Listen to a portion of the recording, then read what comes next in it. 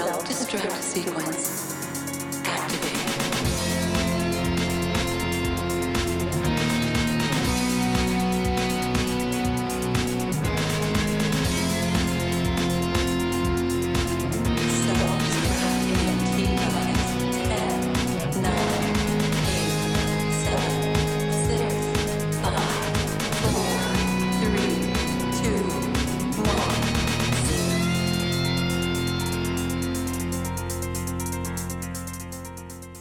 Hey, what's going on, everybody? Welcome to the Self-Destruct Sequence podcast. Filling in for Morphod, I'm Ronckley, and this is episode number 52. And today's July 16th. We've got a bit of news for you.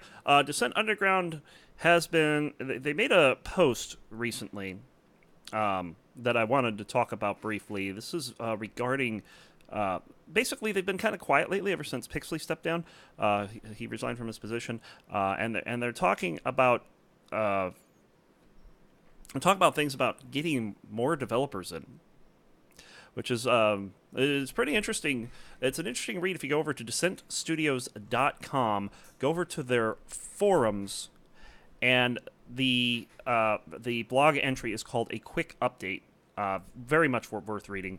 You can kind of get an idea, a sense as to what kind of direction they're taking. They were thinking about just going into complete silence mode to work on Descent Underground, but they're not doing that. So this is a pretty important post. They haven't specified details yet.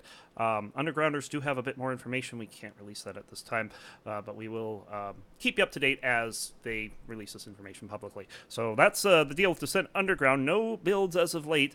We've been kind of quiet, and I think we've noted that in the past. It's been about 4 months since our last build, so 3 or 4 months. So that's Descent Underground. And of course, Sub-Level Zero just released their DLC. It's called Sub-Level Zero Redux. If you own Sub-Level Zero, you have the DLC. It's basically the same as the console game in terms of content, stuff like that. There's a whole bunch of new prefabricated rooms. There's a bunch of new enemies to fight. There's elite versions of all the enemies, and there's a campaign that gets harder as you go. And I have to say, they did something between testing and the official release. Hard mode is actually hard, so definitely worth checking out. And that pretty much does it for news. There is not a whole lot going on. I did want to point out, I don't remember if I talked about this last week, but I did want to point out, I found, while I was doing the Steam Summer Sale, I found a series of games called Caretaker on Steam. It's an early access game. It's very, very early access, but it is a 6 Degree of Freedom shooter game. One of them it's basically just an exploration game. You might have to shoot things every once in a while, but mostly you're just exploring. And the other one is kind of a combat arena game. They're very basic. They're very there's just not a whole lot to them in terms of game content yet. The main thing that they're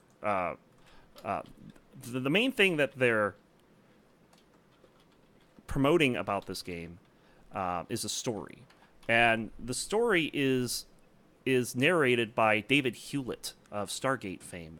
So Maybe if you're a David Hewlett fan, you might want to check it out. I know I played through both the games. I couldn't get through the one of the other ones because it's just too damn hard. It's so ridiculously hard.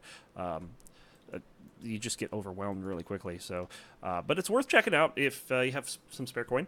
It's over on Steam. It's called Caretaker. There's two versions of it. There's Caretaker Sacrifice and Caretaker Retribution. So definitely check those out if you're interested. And that does it for our main course of news. Of course, Descent Rangers as active as always. They have their 2017 game nights you can find if you right on the front page. Go to DescentRangers.com, check out the news, and there's a link right to it. And the next one coming up is going to be the end of the month. It's going to be on the 29th. It's called The Gloves Are Off Team Edition. This is one where they basically throw out their rules. All weapons are allowed except Earthshakers. Insane difficulty. So definitely check it out. They're going to want to play in a particular series of levels. They have singled out Ambage, Assail 47, Caress of Steel 1.5, and Cylon. This is going to be in Descent 2. So these will be team games. That's going to be, I think, 2 weeks from yesterday, 3 p.m. Eastern. Definitely worth checking out. Of course, we've had the Observatory. And the Observatory, we had a really good week one in terms of participation. It's kind of tapered off a bit, but we're going to have some pretty interesting things coming up for the finals tournament, which is on the 29th as well. That's at 5 Eastern. And just to go over where everyone stands, it's going to be Jedi Luke's got the number 1 seed. He wrapped that up last week on account of pretty much nobody in contention showing. So it's kind of anticlimactic in that sense. But we also have Mark 39-2. He managed to pull within 4 points of Jedi Luke, which basically is 1 win over a mid-tier opponent. So Jedi Luke had 41 season points. Mark in 2 weeks only had 37. Fyrex third with 17. You can see where the gap comes in there. Pretty big gap. Cyrus with 8. That's for 3 games. Cyrus played 3 games this season, and he's 4th. Sirius, with 4 games, managed 7th. Managed 7 points, as did Melvin. Lee with 7 points. And then we have Entropy and Maestro at 6. So because there's a tie for 5th, that means that 5th place now gets thrown in the wildcard anarchy, and we're going to have 5 pilots. That's going to be Sirius, Melvin, Lee, Entropy, and Maestro into that wildcard anarchy, and 2 of those pilots will be coming out to participate in the tournament. That's going to be 2 weeks from yesterday, the 29th, 5 p.m. Eastern, 2 Pacific, over at twitch.tv/Ronkly. I'm hoping to get the website updated by then. I'm going to have a lot of time to myself on airplanes, so can probably get that page done then. So definitely check that out. And then we have the DCL. 2 weeks on the DCL has produced 213 matches. And the funny thing is that nothing really stands out in terms of participation. Silver versus bronze might be the best. In fact, I think it is. There were 48 of those games. Bronze versus bronze had 27. Gold and silver, I believe, had 27. I mean, it's just diamond and gold. There's 23 of those, so it's pretty interesting. So we start with not 1, but 2 unrated players. First off, Enzo03 coming back. Remember him from the Observatory taking out Entropy in overtime in Zenith. It was a blind level for him. So Enzo03 playing 4 games this week, including a close game against Code in Fused. But it was what he did in other games, including what would be a pair of, if he was bronze, these would be a pair of dominations against Code, 20-5 in Code Red and 20-6 in Neptune. His 4 games have earned him a shot at a promotion challenge for silver, which he has yet to play through. He's still unrated at this time, but the algorithm feels he's good enough to get a silver challenge. We'll see how he does in that. Also returning, how about Slurpee? Slurpee playing 4 games this week, including 2 dominations, 20-2 over Code, and not a bad gold score, losing 20-13 to Bahamut in UG. That's a fusion match, by the way. And again, the algorithm feeling he's good enough to get that silver promotion challenge. So Slurpee and Enzo03, 2 promotion challenges going on at the same time. Should be pretty interesting. The promotion challenges, by the way, I don't think any official word was ever given on this, but you can notice on the website those challenges got extended to 60 days from 14. I'm not sure if that was intentional or if that might be a slip-up, but we'll see what happens. How about returning Blarget 2, playing 14 games in the past 2 weeks, 10-2 versus Bronze, including 3 dominations, all against Code. 2 of them in I Don't Know with identical scores of 20-9 and a Black Rose score of 20-7. Had a lot of close games too. 3 Monkey Bars games against Code, winning them all 20-17, 20-17, and 20-16. Game against Code, game in Code Red 20-18, and an UG 20-16 as well. Speaking of Code, a newcomer on the ladder, has played a metric buttload of games. 87 games in 2 weeks. That is a lot of games. We also call him C2AF because he's B2AF's cousin. So good to see him here. 87 games. 6-21 in Bronze, including 2 dominations over Max, 20-7 in Aztecs and 20-5 in Tetrafusion. Also had some close games, 20-18 against Blarget in UG, 20-15 against Blarget in Tetrafusion, 20-17 against Raptor in UG. That's interesting, given that Raptor pretty handily defeated him on the Observatory just a week ago, and 20-15 against Max in Neptune. I don't know if that's some kind of weird variant of Neptune or if someone just typoed. He also has a threat against his own cousin, B2AF, losing 15-20 in Tetrafusion. So not a bad game there.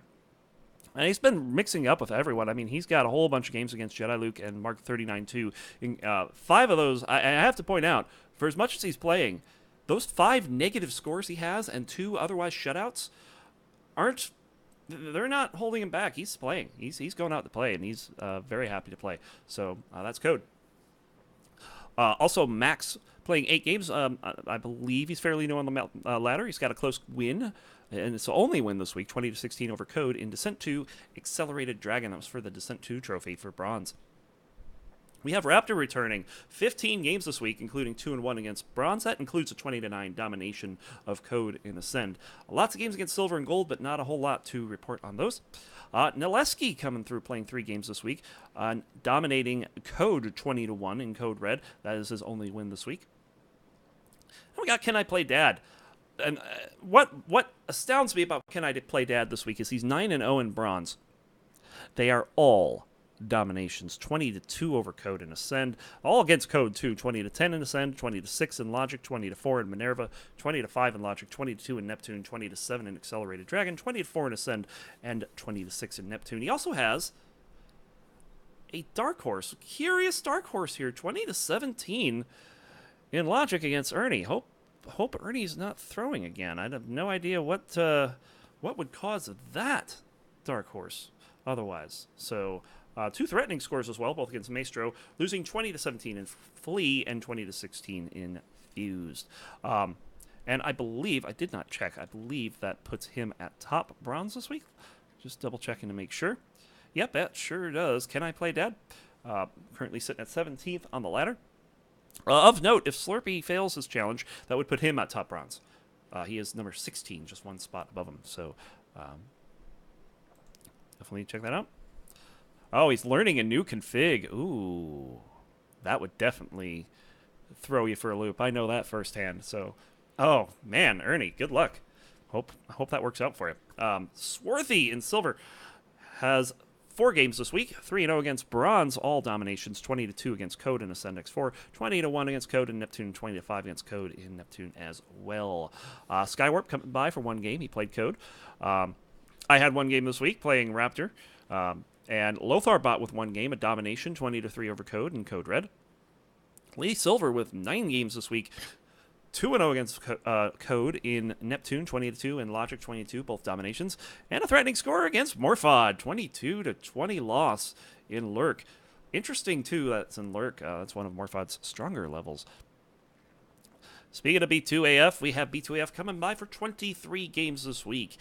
He's played Code many times. He had a close game, 20-15 in Tetrafusion, but most of the others were dominations, including a 20-5 win in Neptune, a 20-3 win in Ascend, 20-1 in UG, 20-3 in Neptune, and proving that he's the way better D2 player, 20-0 shutout in Agile for D2. Against Silver, he has a win, a dominating win, 20-10 over Lee in Gast, and a couple close wins, an overtime win, 21-19 over Lee in Archaic, and 20-16 over Maestro in Logic. And look at these threatening scores.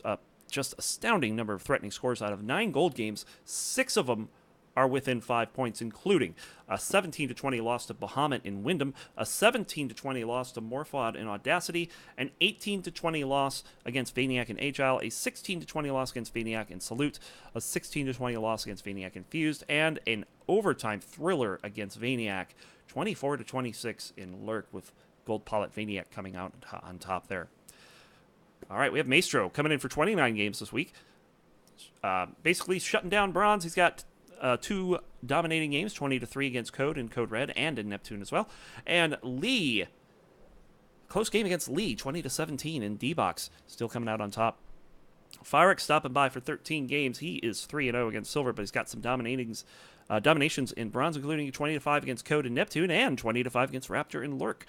Another domination coming in Silver against Maestro in Rumble, and a 20-16 close win over Lee in Fable. Oh, but how about this? A threatening score from Fyrex in Swiss Cheese Sorrow. That's one of his, that's a signature Fyrex level there, losing 18-20 against Vaniac. Very close. All right, Hyper here, playing 16 games, 6-1 against Silver, 2 dominations against Bronze, Code, 20-2 in Neptune and 20-5 in Neptune as well. Some close games in Silver. Lee challenging him in Asphyxiated, 20-18. In Martyr, 20-16. In Raytuman Fusion only, a Fusion trophy match, which he won 20-17. And some dominations over Lee, 20-6 in Bluebird for the Dogfight trophy, and 20-9 in Control. Then we got P-Funk coming in this week, playing 3 games. Only notable game is a domination over Code, 20-4 in Neptune. Ernie coming by for 3 games this week, 2-0 against Silver, including a close game, 20-15 against Maestro in Crimson. And temporarily, I'm sure, retired is Lee, 41 games in the past 2 weeks. That includes a 12-10 clip against Silver. He's got 5 dominations against Bronze Pilots. 4 of them are against Code, 20-5 in UG, 20-4 in Ascend, 20-4 in Untitled, and 20-3 in UG, and 1 against Blarget, 20-5 in Logic. A bunch of close games in Silver. I mean, these are some really close games, mostly against Maestro.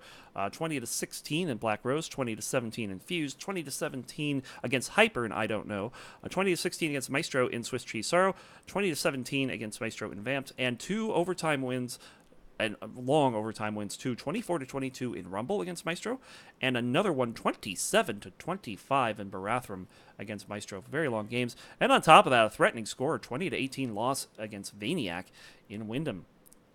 Moving on to Gold, we have Deimos stopping by, playing 6 games, all against Diamond, and a threatening score against Mark 39-2, losing 15-20 in Athena.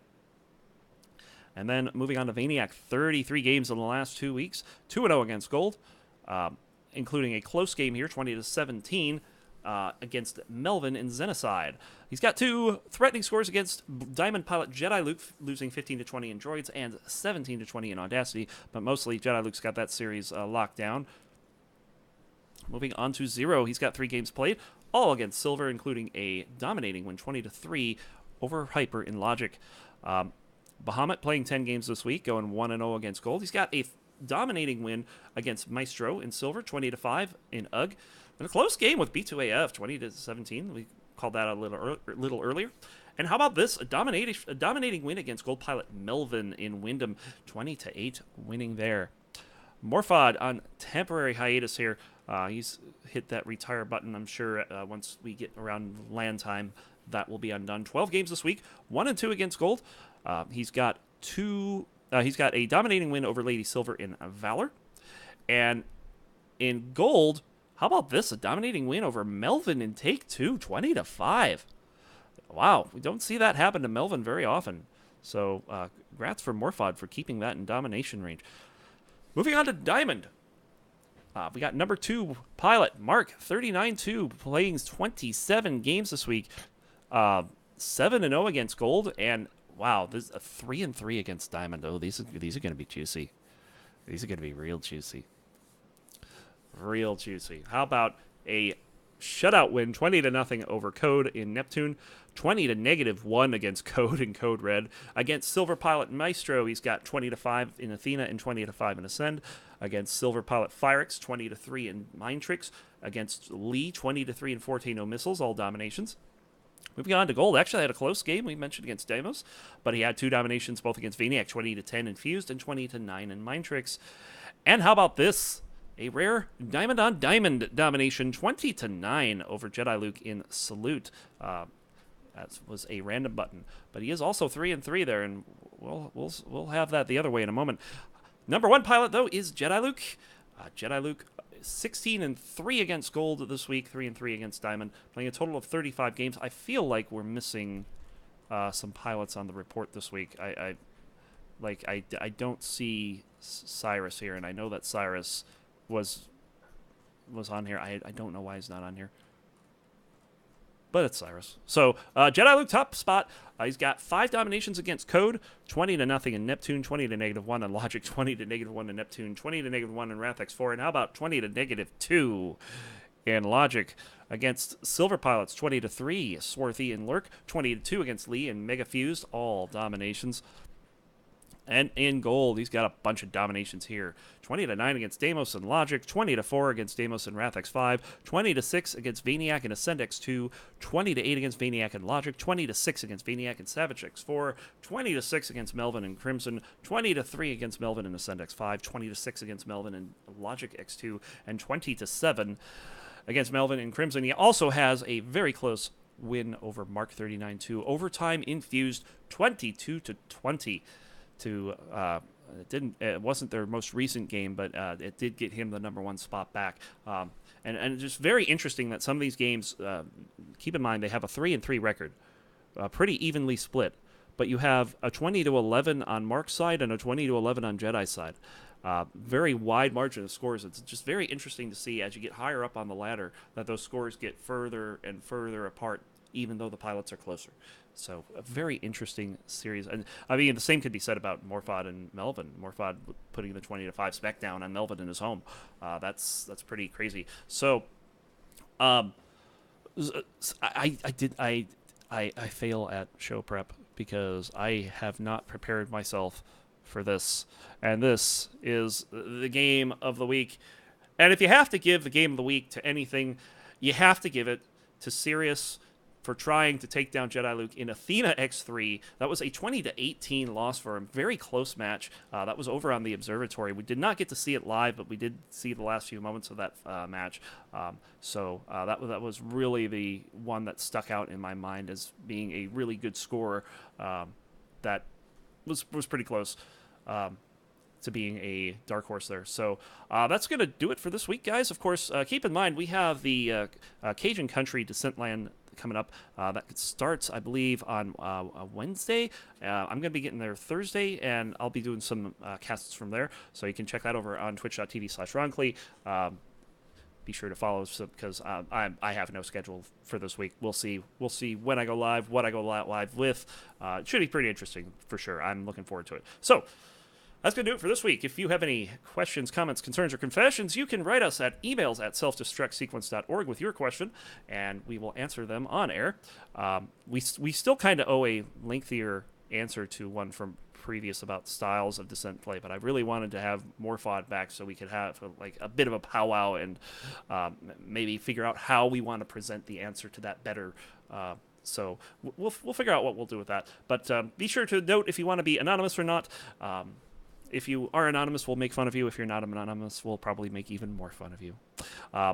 With that said, we also have the Descent Champions Ladder, where you can find all the information you need to get back into the game. That's at descentchampions.org/new_player.php. If you have a copy of Descent laying around, we can get you back in the modern game. Just go there, follow all the instructions that you need. Be sure you can find us over on Facebook and Twitch at SDS Podcast, and on Twitter at SDS_activated, and also at selfdestructsequence.org. And be sure to check out Facebook and Twitter for our next stream, which won't be next week, I can guarantee you that, but probably one right after the land the following week, so be sure to check it out. So, until next time, this is the Self-Destruct Sequence Podcast. See you, bye.